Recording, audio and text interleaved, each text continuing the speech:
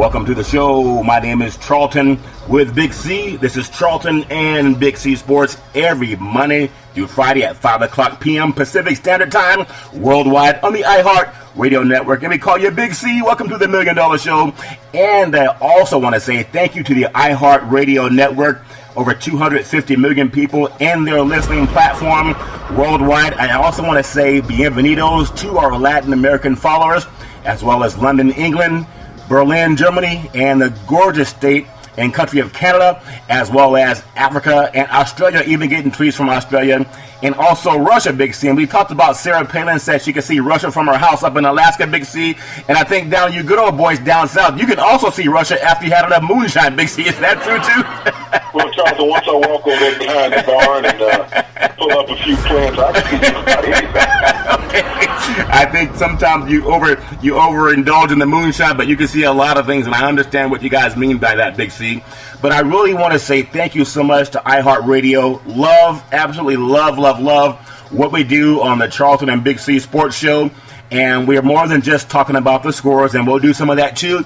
We'll get into a little bit of Major League Baseball. Also some good news, finally, on Michael Jordan being more than just an athlete and a guy that tries to sell tennis shoes, especially with the amount of young African-American boys thinking that his shoes are like the Bible, they got to have it. And I think sometimes when you look at someone at his position, it's nice to see him step up for a change, even if it's once in 30 years, Big C, so we'll touch about that a little bit too.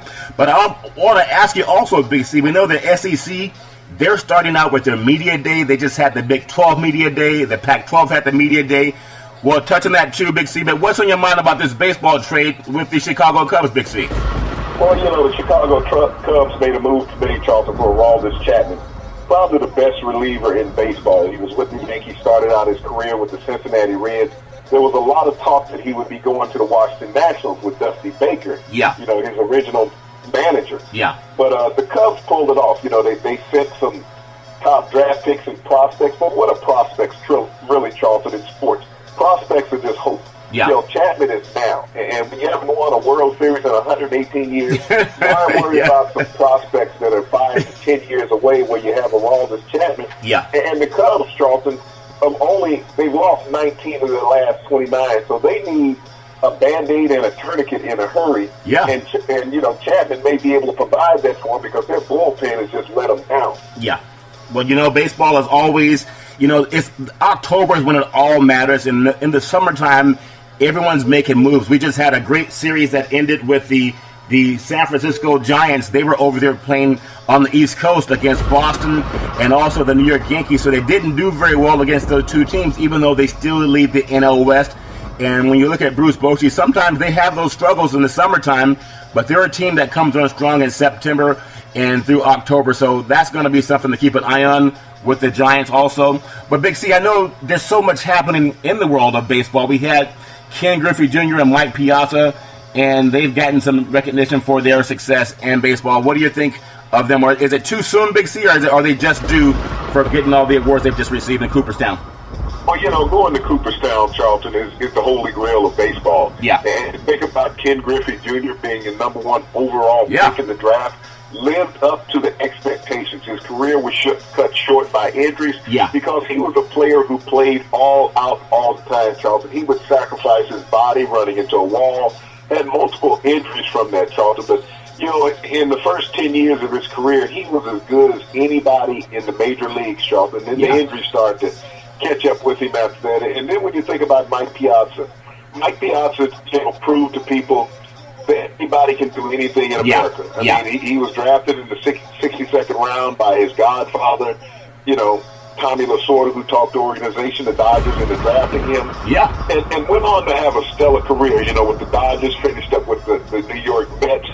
But he proved that the individual who has the heart and the determination can be successful, not just in sports, but in anything. And Mike Piazza, you got to give him kudos for that. He is the yeoman baseball player, the everyday man that made it to the Hall of Fame. Yeah, he's the lowest pick to enter the Hall of Fame also, so a great job by Piazza. Ken Griffey Jr., the first pick of the 1987 amateur draft, became the highest pick overall inducted. And you look at how these two guys have done it. Griffey played for 22 years, in the major league. So, a lot of credit to him. Now, when you think about it too, Big C, there's always been some type of, PEDs, performance enhancing, whatever, but they get their fame before the era of the steroid use came onto the scene. And so I really give them a lot of credit for how well they played over the years. And he went to the Mariners, also played with the Reds and the White Sox. So just a lot of great things for baseball, and good to see those two guys going on. He had 630 home runs for Griffey, so that's not Barry Bonds numbers, but that's still a lot when you look about baseball. So is the world of baseball better now, Big C? Now that we've gone through the PEDs, and when anyone hits a home run, just to be honest, Big C, there's always some suspect in the back of our minds that maybe they're not doing it clean. I don't think Griffey and Piazza played in that era, Big C. Your thoughts on that? Well, they were on the back end of the beginning of that era, Charlton. Yeah. When you look at it. And when you look at baseball compared to all other sports, Charlton, it's the lowest scoring team sport there is in America. Yeah. So, hockey outscores it, football, basketball definitely outscores it. Yeah. And that's what a fan wants to go see, Charlton, is that they want to go see runs. That's what sports is all about. Let's see some productivity. And, to sit here and talk about performance enhancement, it's there. It's always been evident. Like I said, you go back to the Steelers of the 70s, the first known team to use it in earnest. When you look at the development physically of their players. Yeah. But there was no testing policy in place with the NFL. Now, they're testing players, but how do so many players skate around? And, you just said the word, Big C. You called it skate around. That's how they do it. They skate, Big C. I look at this. In performance enhancement drugs, there are more minority players that are caught with performance enhancement drugs than there are anybody else, Charlton. And that's interesting because, the NFL today just declared that Peyton Manning did not use performance enhancement drugs. Right. Charlton, when he came to the Denver Broncos, he had a banner year. Yeah. That first year. But, he was an old man with a deteriorating body. And it was all natural, Big C. All natural. It's all natural. If you look at the last year. Yes. Of Manning's, career. Yeah. This guy can hardly hold up a cup of hot chocolate. Yeah. So that's because he was relaxed. He was relaxed playing in Colorado, Big C. That's why he had a hard time holding up chocolate, Big C. Well, and you think about it, he wasn't strong enough to bust a grip in a free fight with a sledgehammer. So, but the NFL said that he was clear. Yeah. But yet, when you come back and look at the punishment of Tom Brady, and I'm still trying to figure out if he's black. So is Roger Goodell. So the way Roger Goodell is going after Tom Brady. They came out with a set of rules. That Tom Brady, during his 4-game suspension, even going on now, that he can't have any contact with a teammate. He can't receive any film, any plays, anything, no involvement. He can't, have a barbecue at somebody's house. Yeah, that's true.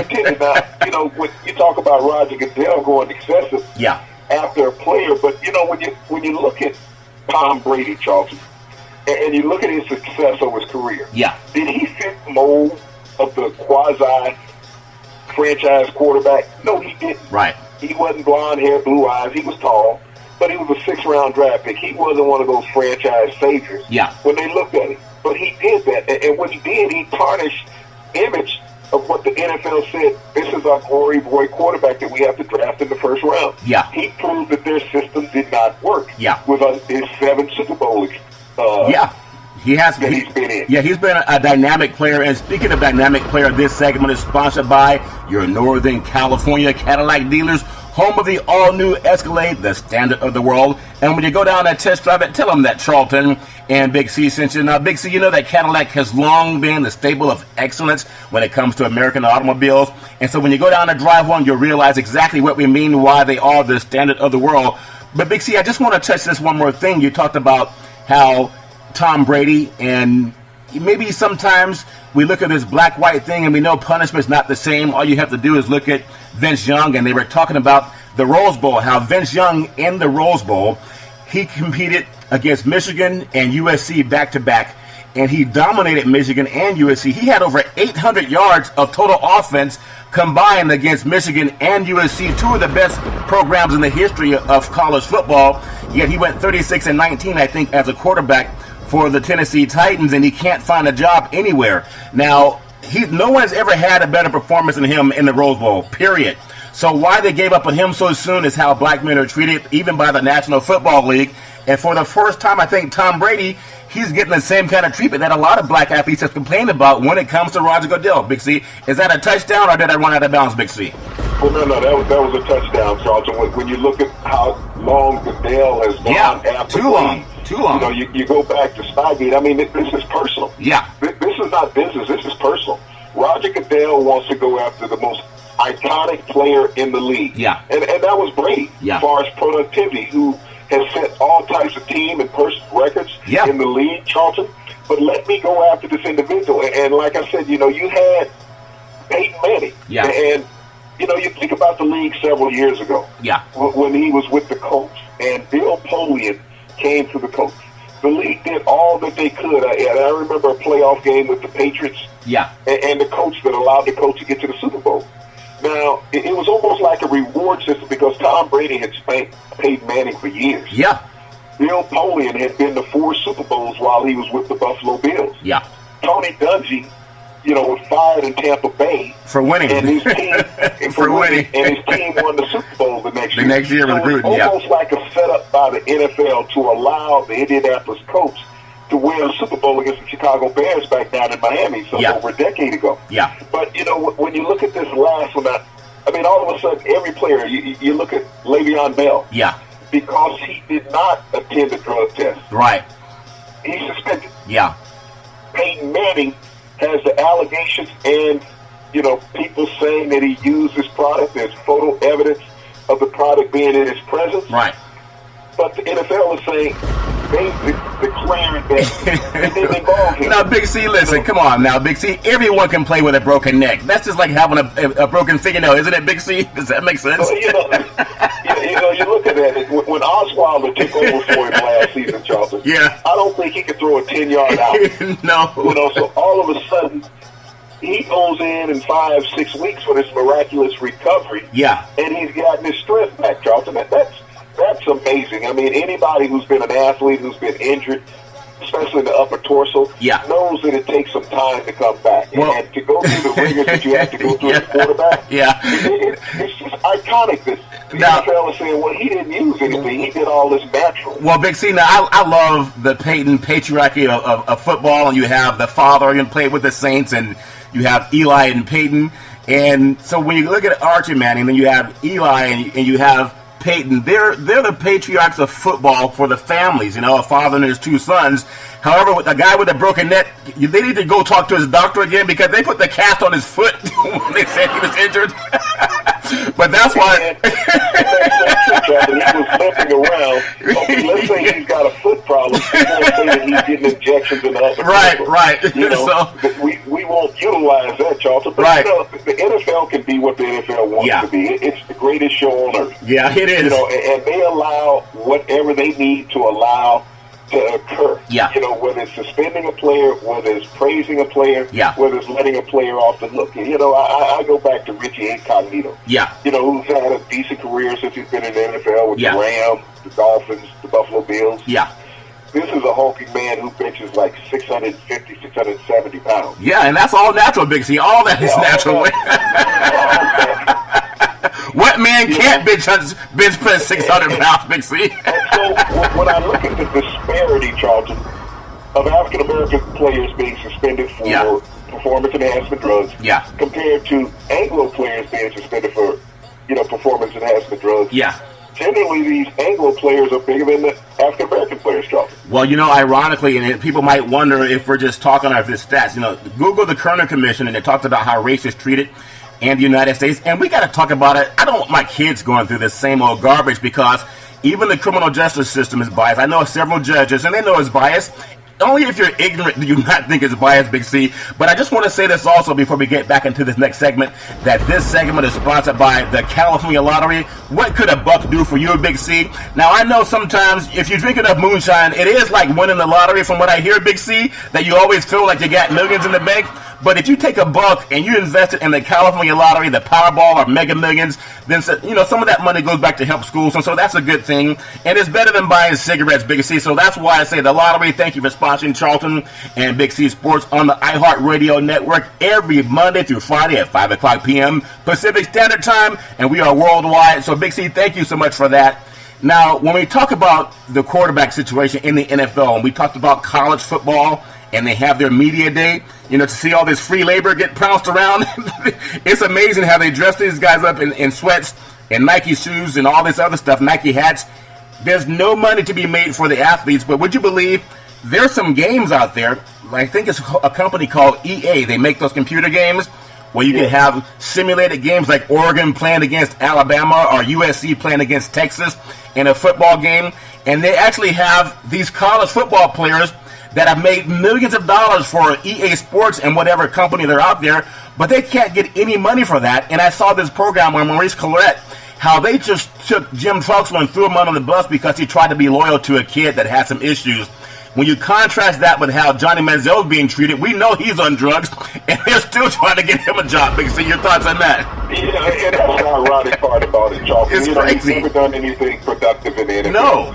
He had a couple decent years in college football, which who doesn't? Yeah. But, his trouble blogger has been more than anything else. Now, if he was an African-American athlete, he'd have just been suspended. Oh, look at the number of African-American athletes that are suspended for doing less than that. Charlton. Yeah. Look at Josh Gordon, the receiver with the Browns. He's been suspended all last season. He's suspended the first 4 games of this season for performance enhancement. What was Manziel using? I mean, you see him with the alcohol in his hand. You see him with some type of roll white device in his hand that was out of a pack. Yeah. And so, doing many things. And, you never heard of him not passing a drug test. Well, you're sitting there looking at him with substance in pictures. Yeah. But the league never tested him. So they gave him a pass. Yeah. If you test him, you got to suspend him. Yeah. So they never have, and they've never suspended him, Charles. Yeah, and that's so ironic. Now, I know we talk about the NFL, and North Dallas 40 is a movie that anyone can watch. It tells you the real side. I know it's a parody, it's a farce, but it tells you what goes on in the sport, Big C. But, it is a farce. Well, from what I hear. As real as the heat in California. Okay, 100 degrees. Yeah, we got heat and forest fires out here on this station. I think it's called they call California the Golden State. It is dry, that's for sure. We can really use some water out here, Big C. So why don't you go up, boys? I know you guys are big on prayer. Why don't you pray for rain in California, Big C? But also, thinking of prayer, Kirkpatrick, the New York Jets, they're still having some issues at quarterbacks. And Kirkpatrick, I think he had 30 touchdown passes last year, Big C. What's going on with that? Fitzpatrick is Fitzpatrick, you're right. The 10 wins last year. Yeah. And the New York Jets are the only pro football team going into training camp without a quarterback, Charlton, that started at least one game last year. Geno Smith has had his problems since coming out of West Virginia, being drafted in the second round. Yeah. They got Bryce Petty that they drafted a couple of years ago out of Baylor. Yeah. But, Ryan Fitzpatrick proved that he could win with the Jets. Yeah. Now, this organization is trying to say that anybody can play quarterback here.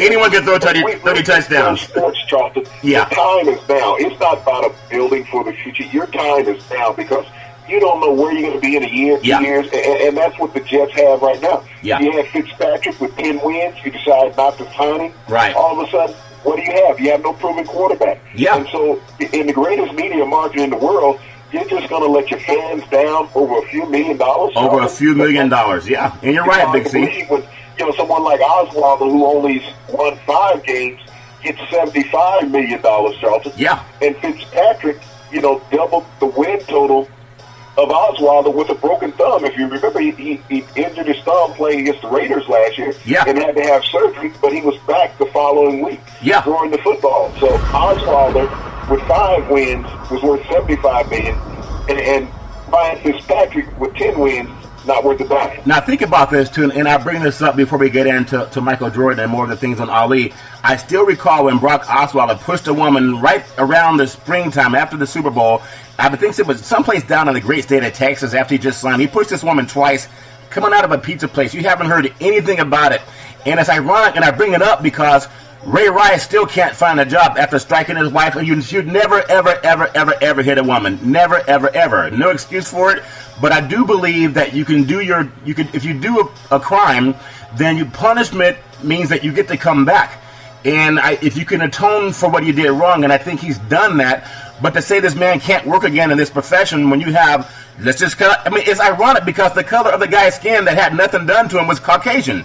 He just happened to be white. And he pushed a woman twice. It wasn't his wife. It was another woman. And they kind of made it go away. And shortly after he did that, he still got the $72 million, Big C. And I don't know whose wife that was or who it was, but I think ESPN covered it for about 30 seconds, Big C. And they said, well, what he did was acceptable. And that makes me afraid for women because I know too many women who've been abused. And they've been abused by guys who got away with it.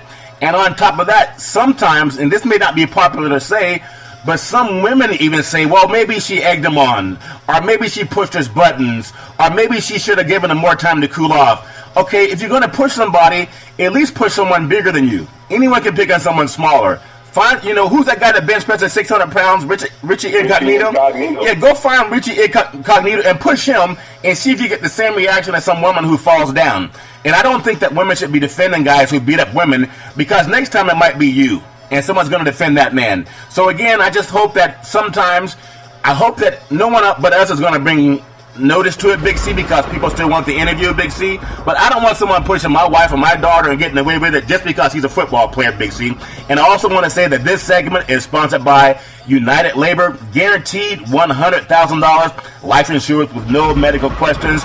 And we're also endorsed by the American Heart Association and the American Cancer Society. I'm looking to hire 1,000 brokers nationwide. We work with all the unions, and we offer guaranteed issue life insurance through United Labor. Tweet out the Charlton and Big C Sports on the iHeart Radio Network. And also by Goosehead Property and Casualty. We beat about 98% of the people when it comes to a quote for your home or your car. Tweet out to Charlton and Big C Sports, and that's Goosehead Insurance, Property, and Casualty. Now, Big C, something that came up that we've talked about many times, and I still want to credit you because Harry Edwards, Kareem Abdul-Jabbar, and they were talking about the Muhammad Ali issue that when he had passed on, how UPS donated $500 million to the Ali Center, and we were saying it would be great if some of the more prominent African-American athletes became more activists. Jim Brown was on this show also talking about the same thing. Now, if you think about the most celebrated black athlete in the world right now, who would it be, Big C? He happened to play basketball. Well, Charlton, when you look at Michael Jordan right now, he's the most iconic former athlete, that's out there. And he's always been there in the forefront, but he's never taken that political step. You sit back in the wings and say, it's not my issue because I'm wealthy. Yeah. Well, and see, the thing is, too, and what Jim Brown talked about and Harry Edwards, you've been talking about it for a long time. So I want to congratulate your consciousness because with the Charlton and Big C Sports, I don't take for granted that we're on the iHeart Radio Network. We were at Salem Media and Sacramento Market, about 150,000 people reached. But with iHeart Radio, I see more and more people doing what you've been doing for the whole year, Big C, and they're just coming out of the woodworks right now. And I'm not saying that I'm perfect because I have my own issues, but I do look at a guy like Michael Jordan, and he has a lot of power because people respect him. I mean, we have young black boys growing up thinking they want to be like Mike. They want to buy tennis shoes. And I hope that's not the legacy he wants to leave, that he sold tennis shoes to kids that could not afford them. I would hope that someone as intelligent and as privileged as Michael Jordan would do something that would help young black boys for the next 1,000 years, and young white boys too. And that is this. When he gives money to help figure out how to end some of this violence that affects people who don't live in the gated community and don't have private airplanes and $1 billion in the bank, young black lives and young white lives and Native American lives and also Mexican American lives, they all matter. Every life matters. But I'll bring this up. Michael Jordan has a lot more prominence and cachet than a Charles Barkley. And he definitely has a lot more than Jim Brown. But like Jim Brown said, who cares how much money you have in the bank if you're all about yourself? So for the first time outside of the basketball court, I can say I'm proud of Michael Jordan, not because he sells Nike tennis shoes with Phil Knight. I'm only proud of Michael Jordan for this. I couldn't care how many points he scored on the basketball court. But I'm so tired of seeing sycophants black men with a microphone and a power and a platform being just afraid, like they're shaking in their boots, like they're still living in Jim Crow. And Jim Crow ended a long time ago. In fact, it ended in 1965. That meant that you can speak up about what's right, Big C. And when you have $1 billion and you're one of the most recognizable faces in the world, why would you know that there's a problem going on in all colors, especially with poor kids, and you say nothing? So I'm proud of him for giving $2 million to try to figure out the problem. Now, he's given a lot more than I have, but I do have a voice. And as I get to the platform that he is, I want to give more to Big C. Your thoughts on what it means, or if it doesn't mean anything at all, that Michael Jordan, after 30 years, came out and did something other than shooting basketballs, Big C. Well, Charlton, I look at it as a pat on the back. I mean, people will praise Michael Jordan because he's given $2 billion, which is a lot of money, to two different organizations. Yeah. But let's be realistic about the whole thing. What is the problem with these young men in America? Not just African American, but Anglo, Hispanic. You spoke about it. Yeah. Who is Michael Jordan's second largest sponsor? I believe it's Hanes. Yeah, underwear. Yeah. Yeah. Okay, since Michael Jordan has been with Hanes, they have moved 23 to 25 plants out of America. Okay, so when these plants leave America and there's no longer a job behind, there's a huge social and economic disparity where you cannot get a job. That would be the thing, to get these companies to come back into these inner cities.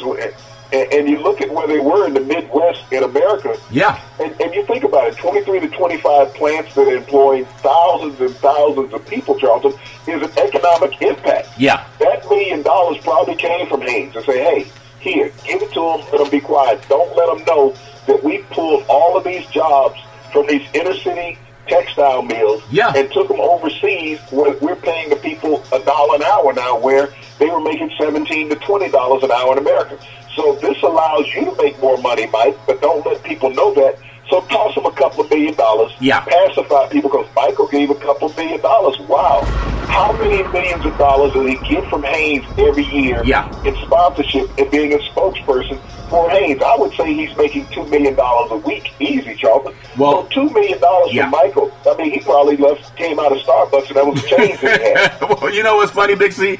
Because, and I take this so serious, I'll never forget when I was in college and I was on the media, and they said you're supposed to be like Walter Cronkite, just the facts. You want to make a difference in life, and what I hate is this image of dumb black jocks, especially for black men. I won't allow it to come to me that way. I'm just as intelligent as anybody else who reads, Big C, and I think reading's so fundamental. And what I really want to touch on in our sports show, if you look outside of the sports industry, where do most black men make their millions? It's Hollywood. It's in the entertainment industry, whether you're a rapper, like, we had Straight Outta Compton. Those guys grew up. It's entertainment. I mean, when you look across the ledger, African-American men in America make their money from entertainment. Not from setting up corporate America, not being CEOs. And yes, we do have those. But the majority of millionaires, and all of these millionaires, Charlton, that are under 30, they're generally in sports. I'm going to say 95% of the African-American millionaires under 30, really under 25. Did it in sports. And they're not employed by other black men, so it's still a white-owned business. And I bring it up because of this. You're not going to hit us on ESPN and Fox. They're just going to tell you that the Giants lost to the Yankees and that the A's beat the Angels, and that's great. We want to hear more than that. I mean, if that's all you want to hear, that's fine. I just think it's a shame, because I think a guy like Michael Eric Dyson or W.E.B. Du Bois, or even if you think of the great Martin Luther King Jr., this is for men and women. This is about not just being a sycophant to sports. I love it. But I think something that I've heard us talk about, Big C, on the show, and I actually heard, I think his name is Dabo Swinney. He coached Clemson University, and he was saying the same thing that you were saying, Big C, but you've been saying it for the last year. Sports is more integrated than religion. I don't care who you are, what color you are, what your ethnic background is, what gender you happen to be.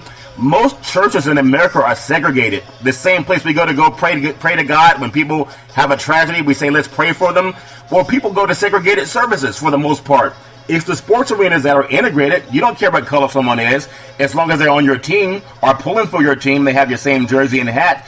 And that's why I think this platform is a sea change for athletes who are intelligent. Now, if you're just a dumb person and all you want to do is lift weights and get bigger, stronger, and faster, then don't talk. But for you guys who are smart and erudite, and you're well-read, and you're not a sycophant, speak up so all people can have opportunity.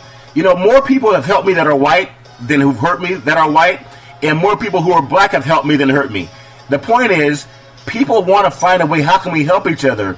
And I hope that most of these sports stations, Big C, can do what you've been doing, and I congratulate you, because you're not someone that just wants to read the score, okay? They can go to ESPN for that. But if you want people to think about being an entrepreneur, how can we take this platform and use this pulpit to tell people, quit begging people for work, go create a job. It's not going to be easy, and everybody loves you when you score the touchdown, but they don't see the hard work that you put into it. So just like we have these great black athletes that are millionaires, I think Magic Johnson has created so many jobs in minority communities because he's put his money to work, not just selling tennis shoes. And I think the next wave of young black entrepreneurs will come out of I believe it's going to come out of computers and investments, because I hope that we have something to do with that. I'm encouraging people to understand the stock market more than you understand EA Sports. If you can understand how the stock market works, you can learn how to invest in the same companies that the Fortune 500 are. And when Wall Street makes money, learn the platform. It may take 3 years. But I'd rather kids learn that from inner cities, whether they're black or white. That's more important, Big C, than learning how to buy the next design of Nike uniforms or tennis shoes. Does that make any sense, Big C? You got to put down the basketball and pick up the laptop, Charlton. That's where you are. It's not about PlayStation 3 or Nintendo, whatever these games are. That's a distraction. It's about having that laptop, reading, learning, finding a financial platform that will tutor you. Yeah. You know, and you can make money, Charlton, because when we look at it, if any young African-American man in America, I don't care whether you're 6 feet tall, 7 feet tall, look at the number of players in the NBA. Look at the number of players on your high school team, on your college team. How many of you are going to go replace these players that are already established? Yeah. It's not going to happen. And when the NBA only drafts 60 players every year, Jonathan, out of 6,000, you know, what are your chances of becoming that multimillionaire? You go to labor out there in the wasteland in the D-League in Europe. 10 years from now, you're going to say, hey, you know, I'm just still trying to I'm working on my dream. Yeah. But if you'd have spent those years, Charlton, educating yourself to the financial world of America and the world, that you could have made that money that you were talking about making in the league on the computer. And that's what you have to do. If you stop sitting up playing Madden, NBA, whatever it is, and baseball and golf, sit down and learn a financial platform. No, but Big C, don't take away my golf. Don't take away the golf. We can do other things, but you got to play golf at least every now and then, Big C. Maybe. I even look at golf. Right. And the world is not called on any golfers to have a social No, they're all sycophants. Yeah, they're all dumb, just want to hit a golf ball. No social consciousness whatsoever. They're all white. Yeah. It's a good old boys club. They have no social responsibility to the problems of America. Let's keep it whispering during a broadcast. Let's not speak about the problems in America. And generally where these golf tournaments are being held, Charlton, are in cities where they're having the stripes. Yeah. But, you know, they don't put any responsibility because it's the country club. Yeah. That's what white golf is. It's a country club, whether it's the PGA, the LPGA. Yeah. They're not asked to have a social responsibility to the problems out there in America. Let's leave this to the black athletes, the basketball players, the football players, and even baseball, Charlton, is not really brought into this. Yeah. You know, you look at the WNBA, and they rescinded the fines of players from 3 different teams. Yeah. Where they had fined the players $500, they'd fined the teams $5,000. Right. For taking a social activist stance. The WNBA is saying, well, we didn't want to have this political entity following us. Right. But we got to let this go. We can't fine the players because the players are our league. So if we punish the players for being socially intelligent, then where does that leave our league? It speaks to what you've talked about, Charlton. You can't be a dumb jock. You know, we talked about Pat Summitt graduating all of her players that use their eligibility in Tennessee, the late Pat Summitt. Yeah. And you think about the WNBA, Charlton. The WNBA is full of college graduates. Not like the NBA, Charlton, where you're full of guys who've done 1, 2, and done. Right. So the intelligence level of these ladies, and I want to also thank our female listening audience because they make up 35-37% of our audience. Yeah. And they're part of that intelligent core, Charlton. Yeah. That they can be socially, consciously aware of what's going on and voice it. Yeah. Where the guys who do not have these degrees in the NBA or in the NFL don't know how to take the stance, Charles. Well, Big C, I think that's so important. And I want to say this final segment is sponsored by One Life America Life Insurance. I'm a broker with One Life America Life Insurance, and we are the leaders when it comes to final expense. I'm also looking for 1,000 brokers to hire throughout the United States before the holiday season. Tweet out to Charlton and Big C Sports. Also, Beneath His Wings Foundation.org. Make a donation today. It's easy, it's fast, and secure. And when it comes to promotions, contact Cynthia Evans of CYNN Entertainment. When it comes to promotions, she's the best. in Northern California. Also want to thank Becca Wright. She's the business cupid, helping connect us to sponsors and opportunities here in Northern California on Charlton and Big C Sports Worldwide. I also want to thank the iHeartRadio Network because you had other choices, but to put us on at 5 o'clock p.m. Pacific Standard Time worldwide, I mean, I just thank you so much because I like the content that we bring up. Big C, the last few minutes I want to talk about this, and you brought it to my mind. You know, Michael Jordan, and I'm proud of him finally for the first time outside of a basketball court, okay? Finally something I can say to young kids, yeah, be like Mike. You know, give some money back, at least raise a conscious effort. And even if you're not intelligent enough to talk about it, hire people who are intelligent because we want to help the next generation. We want to help the next wave of young black boys and black girls and even poor white kids become like the kids that come out of India and China. They're focused on the internet. They're focused on the IT industry. They're focused on how to develop computer programming. They're not, and pejoratively speaking, they're not trying to get a 500-pound bench press or a 40-inch vertical leap or run the 40 and 4.3. And if you do, that's great. But for the most part, they're praised for their intelligence more so than their athletic prowess. I want to bring this up, though, and this might be painful. But when you talked about the accountability, I hear more TV people talking about it now as if there's Big C. Sometimes I look up and I say, is Big C on again? Because someone's talking about having a social conscience, Big C. I challenge every golfer, whether it's Arnie Palmer, Jack Nicklaus, you have Spieth, you have Mickelson, you have Day. All these great golfers, for the most part, they're Caucasian. Outside of Tiger Woods, none of them talk about anything that does anything for anyone in the inner city. Most of this same old thing is like tacit racism. It's tacit discrimination. And I know people don't want to hear that because they're so comfortable flying around the country in their private jets. But you think about this. If you have any type of social integrity, whether you're like a Lyndon Baines Johnson, or whether you're like, let's just say, you know, any person that's trying to do something to bring opportunities to people, and we always look to the clergy, but the clergy, most churches are segregated. I think the sports industry is going to bring people together. But I'm calling for my white friends and white brethren that dominate the world of broadcast and dominate the world of golf and dominate corporate America. Show you have a social consciousness and be like Ali for more than just one day. Try to spend the next year being like Ali. If some of these white prominent golfers that are wealthy, whether it's Palmer or Nicklaus or Spieth or Mickelson or Day or McIlroy, or even Jim Nantz and Vern Lindquist when they talk about the Masters, if they show that they gave a darn about the black community or even poor white kids, maybe because this country club influence that has the money, Big C, maybe they might focus on getting computers into the inner city the same way we're trying to. Your thoughts on that, Big C? Did I sink a putt or did I get a birdie?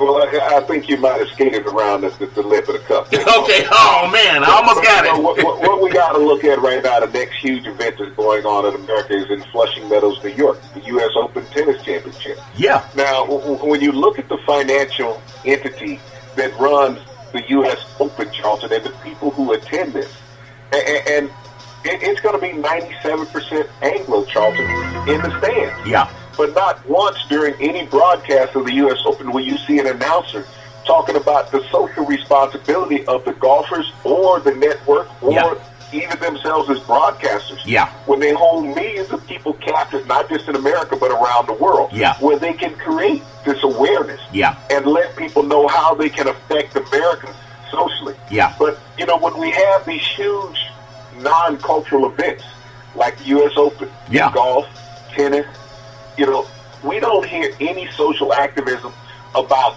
racial disparity. Or even for women, Big C. That's where it is. I mean, right there, when you look at that, you see the racial disparity. You don't even see a ball boy or a ball girl that is African-American, Charlton. Yeah. You don't see it. You don't see an African-American caddy at the Masters, Charlton. You might see one, maybe one every now and then. The linesman at the U.S. Open in New York, you won't see any African-American. You'll see a couple of players.